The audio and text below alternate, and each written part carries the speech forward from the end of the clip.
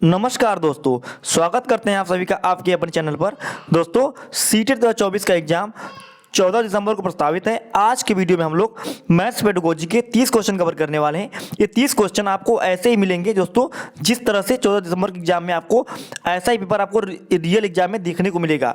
इस समय जितना ज़्यादा आप मार्क टेस्ट सॉल्व करेंगे, पेपर सॉल्व करेंगे, उतना ज़्यादा आपके लिए बेनिफिशियल सिद्ध होगा। तो आज की वीडियो में हम लोग मैथ्स पेडागोजी पेपर 1 और पेपर 2 दोनों लोगों के लिए उपयोगी ये वीडियो आज आपके लिए लाए हैं। तो पहला क्वेश्चन देखिए, मिनी ने अपनी शिक्षिका को कहा, मैंने एक आयत बनाया जिसकी सभी भुजाएं 4 सेंटीमीटर है।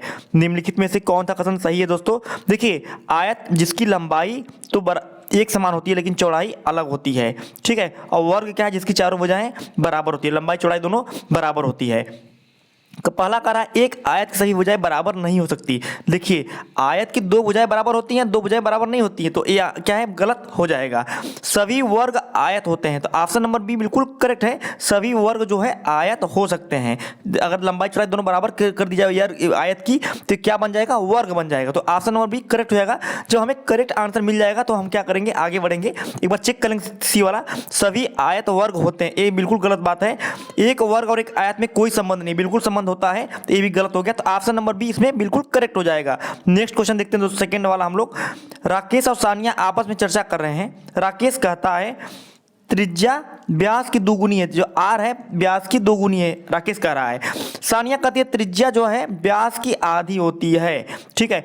किसका कथन सही किसका गलत है? देखिए, सानिया का कथन बिल्कुल करेक्ट है, तो सानिया सही है, राकेश गलत है। ऑप्शन नंबर बी बिल्कुल करेक्ट हो जाएगा। जो त्रिज्या होती है आर होती है, सेंटर से लेकर परिधि के बीच की दूरी, अगर उसको पूरा मिला दिया जाए तो ये बन जाएगा व्यास। तो व्यास की आधी क्या होती है? त्रिज्या होती है।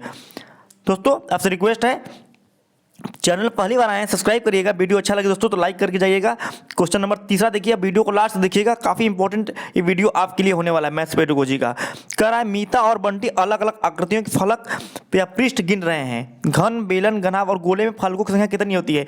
देखिए, काफी इजी क्वेश्चन है, आप खुद भी करके चेक कर सकते हैं एग्जाम के टाइम में भी। देखिए, फलक क्या होते हैं, पृष्ठ क्या होते हैं। देखिए, पृष्ठ किसी चीज का होता है, अगर एक समान पृष्ठ उसको एक मानेंगे, अगर अलग अलग पृष्ठ हैं तो उसको 2, 3 इस तरह काउंट करेंगे। तो आइए काउंट करते हैं घन में कितने पृष्ठ हैं। तो 1 हो गया, 2 हो गया, 3, 4, 5 और 6।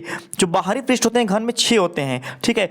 और बेलन की बात की जाए तो बेलन में आप लोग घरों में बेलन देखे होंगे, ठीक है। बेलन में देखिए, एक पृष्ठ तो ये पूरा वाला मिलेगा, जहां मैं पेन घुमा रहा हूं ये पूरा एक पृष्ठ मिलेगा, ठीक है। और दूसरा ए मिलेगा, तीसरा ए मिलेगा, तो 3 पृष्ठ होते हैं बेलन में। और घनाभ में भी सेम वैसे ही होते हैं, 6 पृष्ठ होंगे, ठीक है।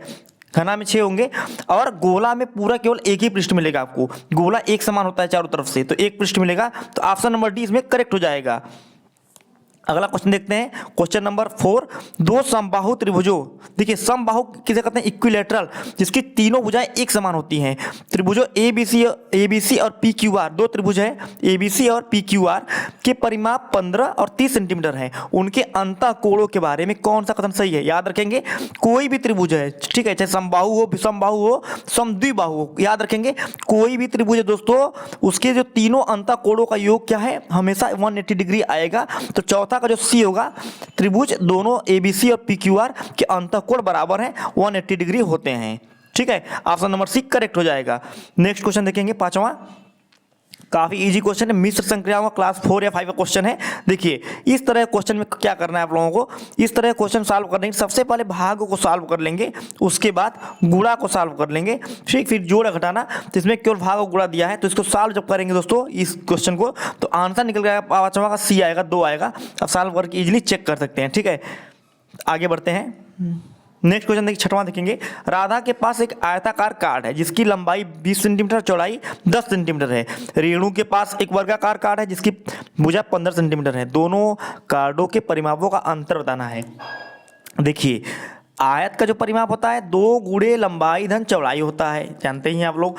मतलब परिमाप क्या होता है? मान लीजिए पॉइंट से लेके इस पॉइंट के बीच की दूरी, तो 2 लंबाई होगी 2 चौड़ाई होगी, तो ये होगा परिमाप हो गया। वहीं वर्ग की बात की जाए तो वर्ग का भी देखिए, चारों घूम देंगे निकलेगा परिमाप, तो 4 गुणे भुजा होगा, क्योंकि भुजा क्या है?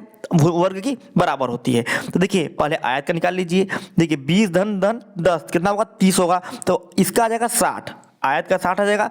वहीं बात की जाए वर्ग की तो 15 चौक के 60 आ जाएगा 60। तो देखिए दोनों का परिमाप क्या है, बराबर, तो अंतर कितना होगा, 0 सेंटीमीटर होगा। 60 - 60 बराबर 0। आगे बढ़ते हैं अगला क्वेश्चन। देखिए क्वेश्चन नंबर 7, यदि एक वर्ग की भुजा को आधा कर दिया जाए तो प्राप्त वर्ग का परिमाप और क्षेत्रफल कितना हो जाएगा। देखिए अगर आप x मान के y मान के लगाएंगे तो क्वेश्चन को अब डिफिकल्ट होता जाएगा।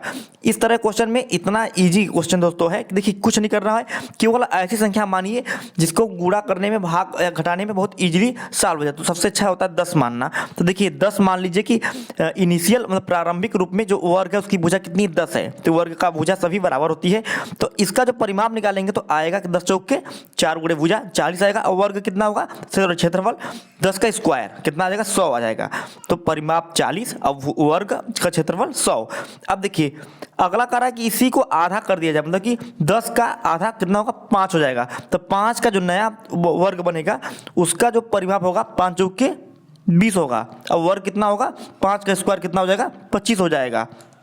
अब खुद देखिए कि 40 से आधा 20 हो गया, आधा हो गया, और 100 का से 25 हो गया, मतलब 1/4 हो गया। देखिए आधा और 1/4 नया वर्ग बनेगा, आधा होगा तो उसका परिमाप और क्षेत्रफल होगा 1/4। ठीक है, आगे बढ़ते हैं। नेक्स्ट क्वेश्चन देखेंगे, विभिन्न सप्ताहों में एक पौधे की लंबाई में परिवर्तन तालिका में दिखाया गया है। देखिए सप्ताह 1, 2, 3, 4, 5 में दिखाया गया है। बताना है कि पौधे की लंबाई में सबसे अधिक परिवर्तन किस सप्ताह में हुआ। देखिए काफी इजी क्वेश्चन, आप ध्यान से देखेंगे इस तालिका को तो आप पाएंगे कि ऑप्शन नंबर बी जो है सप्ताह 2 से सप्ताह 3 के बीच में। देखिए सप्ताह 2 में 2.7 था, सप्ताह 3 में 5.8 था। अब इसको माइनस करके चेक कर सकते, चारों को चेक कर सकते हैं। तो सप्ताह 2 में से सप्ताह 3 तक आने में सबसे अधिक परिवर्तन लंबाई में हुआ है। ठीक है, काफी इजी क्वेश्चन। आगे बढ़ते हैं। देखिए क्वेश्चन नंबर 9 देखिए, दिए गए विकल्पों में उस संख्या को पहचानिए जो 5 और 7 का गुणज है लेकिन 6 का नहीं है। पहले आप जानते हैं गुणज क्या होता है। गुणज का अंग्रेजी होता है मल्टीपल। मल्टीपल को हिंदी में कहते हैं गुणज। देखिए मल्टीपल बना है मल्टीप्लाई करने से। देखिए 5 का गुणज निकालना है तो 5 का पहाड़ा पढ़ते जाइए, मतलब 5 का टेबल याद रखेंगे। 5 गुणे 1, 5 गुणे 2, मतलब 5 के गुणज क्या होगा, 5, 10, 15, 20। इस तरह से 5 के गुणा करते जाएंगे, संख्याएं मिलती जाएंगी, कहां तक मिलेंगी, अनंत तक मिलेंगी। गुणज इन्फिनाइट होता है। ठीक है, तो 7 का कितना गुणज होगा, 7, 14, 7 लिखिए 21, 7 चौक 28। ठीक है, तो कह रहा है कि इनमें कौन सी संख्या गुणज है लेकिन 6 का नहीं है। देखिए 9वां का 280, देखिए 280 जो है 5 से भी कट जाएगा, 7 से भी कट जाएगा, लेकिन 6 से बिल्कुल नहीं कटेगा। तो ये 5 और 7 का गुणज है लेकिन 6 का गुणज नहीं है। अब डिवीजन करके भी देख सकते हैं 6 का। ठीक है, आगे बढ़ते हैं 10वें क्वेश्चन की तरफ। निम्नलिखित में से कौन आंकड़ों के आलेखीय निरूपण के लिए प्रयोग नहीं किया जाता है। देखिए चित्र आलेख, पाई चार्ट और आयत चित्र, इनका प्रयोग आंकड़ों के आलेखीय निरूपण के लिए करते हैं। औसत का जो प्रयोग हम बिल्कुल भी नहीं करते हैं। तो ऑप्शन नंबर सी इसमें करेक्ट हो जाएगा, ऑप्शन नंबर सी औसत। नेक्स्ट क्वेश्चन है, रुस्दा और रेखा की चोटियों की लंबाइयां 1 मीटर का क्रमशः 4/5वां और 5/7वां भाग हैं। दोनों चोटियों की लंबाई का योग कितना होगा। काफी इजी क्वेश्चन है। 4/5 और 5/7 को ऐड कर देंगे तो 35 प्लस का लसा आएगा। तो 5, 7 चौके 28, 7 5 25, कितना जोड़ के आएगा, 53/35 आएगा। तो 35 में 53 का भाग दे देंगे तो एक बार जाएगा, एक सही, 18/35। ऑप्शन नंबर बी जो है करेक्ट हो जाएगा। ठीक है, आगे बढ़ते हैं। अगला क्वेश्चन 12वां, रानी का स्कूल उसके घर से 6 किलोमीटर 375 मीटर की दूरी पर है। वह 1 किलोमीटर 95 मीटर पैदल चली और बाकी का रास्ता बस से तय की। वह बस से कितनी दूर तय की। देखिए काफ़ी इजी क्वेश्चन है। इसमें केवल 6 किलोमीटर 375 मीटर में से इसको माइनस कर देंगे। पहले मीटर वाला माइनस करते हैं 95 मीटर को, तो आ जाएगा आंसर आपका निकल के 1 किलोमीटर 95 मीटर को माइनस करेंगे तो क्या निकल कर आएगा, 280 मीटर। यहाँ आ जाएगा 5 kilometre 280 metre. Option number B इसमें करेक्ट हो जाएगा। आगे बढ़ते हैं हम लोग। नेक्स्ट क्वेश्चन देखिए, एक ट्रक 2.5 घंटे में 120 किलोमीटर दूरी तय करता है। समान चाल से 80 किलोमीटर दूरी तय करने में ट्रक को कितना समय लगेगा। काफ़ी इजी क्वेश्चन है। पहले हम चाल निकाल लेंगे। चाल निकालने का फार्मूला होता है दूरी बटे समय। तो 120 में 2.5 का मतलब 5/2 का भाग देंगे तो 2 जो है चला जाएगा ऊपर। इसको सॉल्व कर लेंगे। ठीक है, तो 5 से कर देंगे 24, मतलब 48 किलोमीटर प्रति घंटा। जो ट्रक की चाल कितनी है, 48 किलोमीटर प्रति घंटा है, याद रखेंगे। अब 80 किलोमीटर की दूरी तय करने में जो समय लगेगा तो 4 से भाग दे देंगे। दूरी बटे चाल निकल कर आएगा समय। देखिए तो भाग दे देंगे तो 8 दहा में 80, 8 छक 48, तो 10/6 आएगा। याद रखेंगे ये आएगा घंटा में, घंटा को बदल देंगे मिनट में, तो 60 से गुणा कर देंगे, कितना आ जाएगा 10 दहा में 100, 100 मिनट आएगा। या तो 100 मिनट कहिए या 1 घंटा 60 मिनट 1 घंटा 40 मिनट कहिए, एक ही बात है। ऑप्शन नंबर सी इसमें करेक्ट हो जाएगा। क्वेश्चन नंबर 14 की तरफ बढ़ते हैं हम लोग। देखिए करीम फूल खरीदने गया और उसने 2 रुपये के 4 सिक्के, 20 रुपये के 2 नोट और 100 रुपये के 3 नोट दुकानदार को दिए। यदि फूलों का मूल्य 335 रुपये था तो उसे कितनी राशि वापस मिली? काफ़ी इजी क्वेश्चन है। देखिए 2 रुपये के 4 सिक्के हैं तो उसका वैल्यू होता है 8 रुपये हो जाएगा। 20 रुपये के 2 नोट हैं, इसका मतलब 40 रुपये हो जाएगा। और 100 रुपये के 3 नोट का वैल्यू हो जाएगा 300। तो टोटल उसने 348 रुपये दुकानदार को दिए और टोटल सामान था 335 रुपये का। तो माइनस कर देंगे तो 8 में से 5 गया 3, 4 में से 3 गया 1, तो 13 रुपये आएगा। ठीक है, ऑप्शन नंबर डी इसमें करेक्ट हो जाएगा। नेक्स्ट क्वेश्चन देखेंगे 15वां। एक 270 सेंटीमीटर लंबी तार को एक आयत का रूप दिया गया है। यदि इसकी चौड़ाई जो है, आयत की चौड़ाई 50 सेंटीमीटर है और तो लंबाई क्या होगा? देखिए एक लंबाई है, तार है जिसकी लंबाई है 270 सेंटीमीटर। इसी तार को मोड़ के बना जा रहा है आयत। ठीक है, चौड़ाई कितनी होगी? 50 है, तो लंबाई याद करना है। देखिए इसी तार को मोड़ के बनाया जा रहा है, इसका मतलब कि इसका परिमाप जो होगा वो आयत का भी सेम उसे ही परिमाप होगा, क्योंकि यही तार का लंबाई है। परिमाप क्या होता है? टोटल लंबाई को परिमाप कहते हैं। देखिए तो 270 बराबर हो जाएगा 2 गुणे लंबाई धन चौड़ाई, यल धन बी, मतलब वृत्त कितना हो जाएगा? 50 हो जाएगा। तो 2 से काट देंगे 125 आ जाएगा और लंबाई धन 50 हो जाएगा।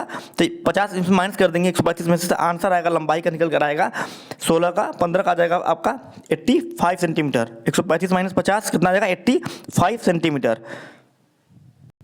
देखिए दोस्तों अब जो 15 क्वेश्चन हमने न्यूमेरिकल प्रॉब्लम सॉल्व कर लिया। सीटेट में 15 क्वेश्चन न्यूमेरिकल आएंगे, 15 क्वेश्चन पेडागोजी के आएंगे। ठीक है, तो अब 15 न्यूमेरिकल हो गया, बारी है पेडागोजी की। आइए शुरू करते हैं पेडागोजी सेक्शन को। तो पहला क्वेश्चन कर रहा है 16वां, निम्न में से कौन सा वैन हेले के ज्यामितीय तर्क के सिद्धांत का चरण नहीं है? याद रखेंगे वैन हेले से निश्चित रूप से क्वेश्चन आपका एग्जाम में पूछा जाएगा, वैन हेले के सिद्धांत से।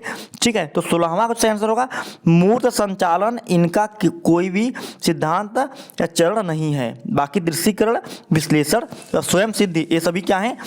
ज्यामितीय तर्क के सिद्धांत हैं, चरण हैं। ठीक है, अगला क्वेश्चन देखिए 17वां देखेंगे, निम्नलिखित में से किसका नाम ज्यामितीय विकास के एक मॉडल से जुड़ा है जो बच्चों की ज्यामितीय तर्क के स्तरों का वर्णन करता है? तो दोस्तों पिछला क्वेश्चन ही है, वैन हेले करेक्ट आंसर हो जाएगा इसमें 17वां का सी। नेक्स्ट क्वेश्चन है सिमुलेशन सॉफ्टवेयर का उपयोग करके निम्नलिखित में से किसको सबसे बेहतर तरीके से पढ़ाया जा सकता है? तो राइट आंसर होगा ऑप्शन नंबर सी, एक ही परिमाप वाले विभिन्न आकार को ढूंढने में सिमुलेशन सॉफ्टवेयर का उपयोग करके सबसे बेहतर तरीके से पढ़ाया जा सकता है। ऑप्शन नंबर सी करेक्ट हो जाएगा। अगला क्वेश्चन है 19 नंबर, राष्ट्रीय पाठ्यचर्या रूपरेखा एनसीएफ 2005 के अनुसार प्राथमिक कक्षाओं में गणित पाठ्यचर्या किस तरह होनी चाहिए, किस क्रम में होनी चाहिए? देखिए 3 ऑप्शन दिए हैं, सुसंगत, महत्वाकांक्षी, महत्वपूर्ण। तो 19 में देखिए ऑप्शन नंबर सी देखिए ए और बी होना चाहिए, सुसंगत होना चाहिए, महत्वाकांक्षी होना चाहिए। ठीक है, तो ये दोनों है एनसीएफ 2005 के अनुसार एक प्राथमिक क्लास में जरूर से जरूर होना चाहिए, ए और बी। नेक्स्ट देखेंगे प्राथमिक क्लास में गणित के आकलन के विषय में निम्नलिखित में से कौन क्या वांछनीय नहीं है? आप क्वेश्चन नंबर 20 4 ऑप्शन रीड करेंगे तो पाएंगे। ऑप्शन नंबर बी, एक विलक्षण परीक्षा प्रतिरूप का ही अनुकूल करना चाहिए, ये वांछनीय नहीं है। ठीक है, प्राथमिक क्लास में ठीक है परीक्षा प्रतिरूप का ही अनुकूल करना चाहिए, ये बिल्कुल गलत बात है। ठीक है, बाकी ए सी और डी बिल्कुल करेक्ट हैं इसमें। नेक्स्ट क्वेश्चन देखेंगे 21 नंबर, राष्ट्रीय पाठ्यक्रम रूपरेखा 2005 का विचार है कि विद्यालय में गणित उस स्थिति में होता है जहां, 4 ऑप्शन रीड करेंगे पाएंगे। क्वेश्चन नंबर 3, छात्र गणित को अपने जीवन के अनुभवों के भाग जैसा देखते हैं और वे अर्थपूर्ण प्रश्नों का प्रस्तुत और हल करते हैं। ऑप्शन नंबर सी इसमें बिल्कुल करेक्ट हो जाएगा 21 में। ठीक है, नेक्स्ट क्वेश्चन देखेंगे 22वां नंबर देखेंगे, निम्न में से वैन हेले सिद्धांत के अनुसार कौन सा क्रम ज्यामितीय स्तर के लिए सही है? याद रखेंगे वैन हेले से निश्चित रूप से ये क्या 2 क्वेश्चन आपको पक्का पेडागोजी में, मैथ पेडागोजी मिलेंगे, तो अच्छे से इसको याद कर लीजिए चरण को। जो ज्यामिति का जो स्तर है, जो क्रम है वो सही क्रम है पहले पहचान करना किसी चीज़ का, फिर विश्लेषण करना, फिर संबंध बनाना, फिर निगमन स्वयं सिद्धता। ऑप्शन नंबर भी बिल्कुल करेक्ट हो जाएगा, इसको नोट कर लीजिएगा। अगला क्वेश्चन है, एक गणित के अध्यापक अपने छात्रों के समक्ष एक प्रश्न रखते हैं, प्रस्तुत करते हैं। प्रश्न क्या है? पूर्णांकों का एक जोड़ा लिखिए जिसका जोड़ा अथवा योगफल ऋणात्मक पूर्णांक है। देखिए इस तरह का प्रश्न किस तरह का उदाहरण है, तो याद रखेंगे अगर इस तरह का प्रश्न आ रहा है तो एक खुले सिरे वाले प्रश्न है।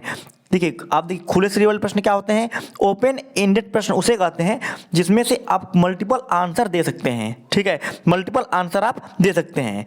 ठीक है, जैसे कि कोई कहे जिसे पूर्णांकों का एक जोड़ा लिखिए जिसका योग, जैसे कोई कहे कि 12 का गुणनखंड लिखिए, तो एक तो जैसे गुणा करेंगे तो एक तो 2 गुणे 6 हो सकता है। ठीक है, कोई बच्चा कह रहा नहीं 3 गुणे 4 होगा। ठीक है, कोई कह रहा है 1 गुणे 12 होगा। तो ये सभी क्या है? बिल्कुल करेक्ट है। तो ये क्या है? मल्टीपल वाले प्रश्न है। अगर ऑब्जेक्टिव वाला रहेगा तो उसका एक ही आंसर आएगा, उसे कहते हैं बंद सिरे वाले प्रश्न। ठीक है, नेक्स्ट क्वेश्चन देखेंगे, निम्नलिखित में से कौन सा कथन प्राथमिक स्तर के अधिगमकर्ताओं में गणित अधिगम के बारे में सही है? देखिए चारों ए बी सी डी, अब चारों का ऑप्शन रीड करेंगे तो पाएंगे 24वां का जो करेक्ट आंसर होगा केवल ए और डी होगा। बच्चे विद्यालय में गणित के बारे में कुछ विचारों या मतों के साथ आते हैं, ये बिल्कुल सही बात है। जब बच्चा स्कूल में आता है तो गणित के बारे में उसका कुछ ना कुछ विचार आता है, कुछ परिवेश से घर से वो लेकर आता है।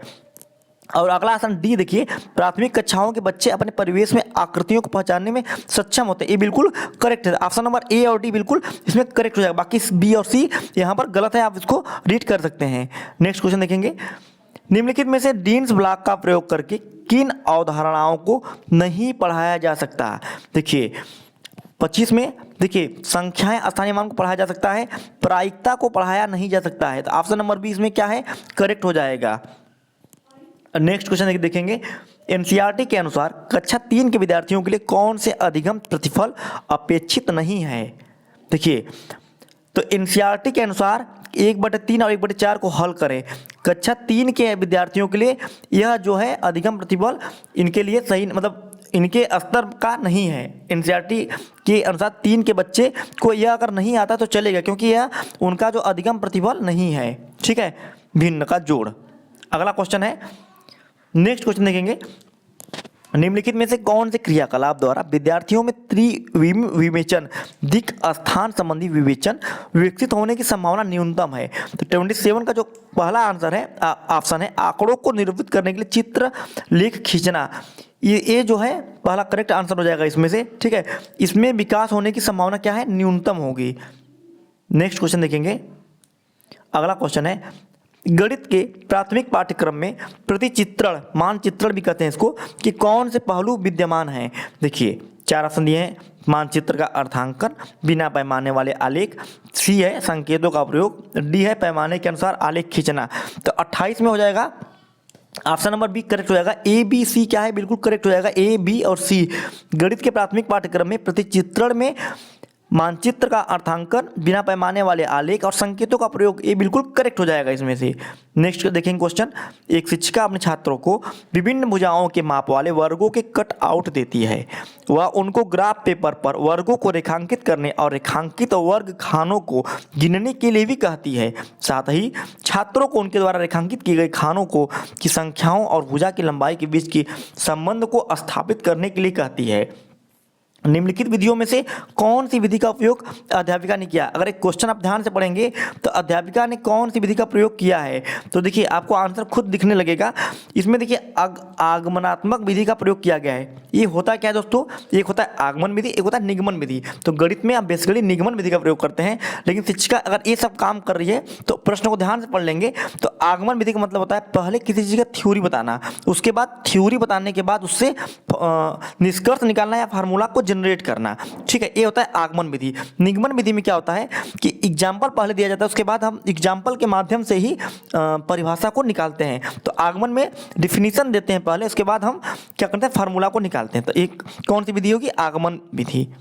नेक्स्ट और लास्ट क्वेश्चन वीडियो का है, एक समोसे को देखकर एक बच्चा उसे त्रिभुज कहता है। समोसा ऐसा होता है ना दोस्तों।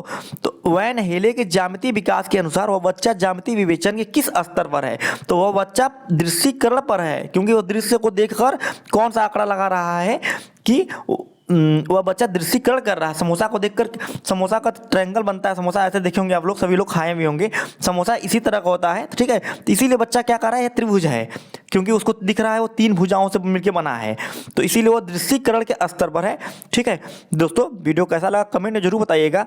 मिलते हैं नेक्स्ट वीडियो के साथ, तब तक के लिए जय हिंद जय भारत।